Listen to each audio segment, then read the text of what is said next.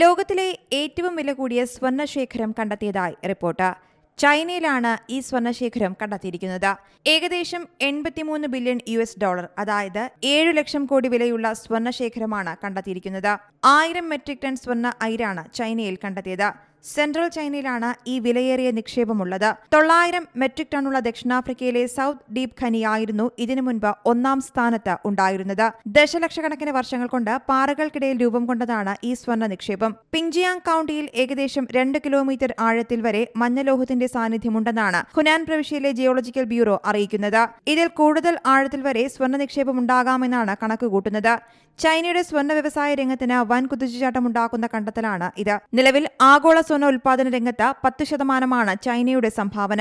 2024 2000 ടണ്ണിലധികം കരുതൽ ശേഖരമാണ് ചൈനയുടെ കൈവശമുള്ളത്. പുതിയ കണ്ടുപിടുത്തം അവരുടെ സ്വർണ്ണ വിപണിയിലെ ആധിപത്യം പല മടങ്ങാക്കി ഉയർത്തുമെന്നാണ് വിലയിരുത്തപ്പെടുന്നത്. News desk Zee Malayalam news. ഏറ്റവും പുതിയ വാർത്തകളും വിശേഷങ്ങളും വിരൽത്തുമ്പിലറിയാൻ സീ മലയാളം ന്യൂസ് എല്ലാ ഡിജിറ്റൽ പ്ലാറ്റ്ഫോമുകളിലും ലഭ്യം.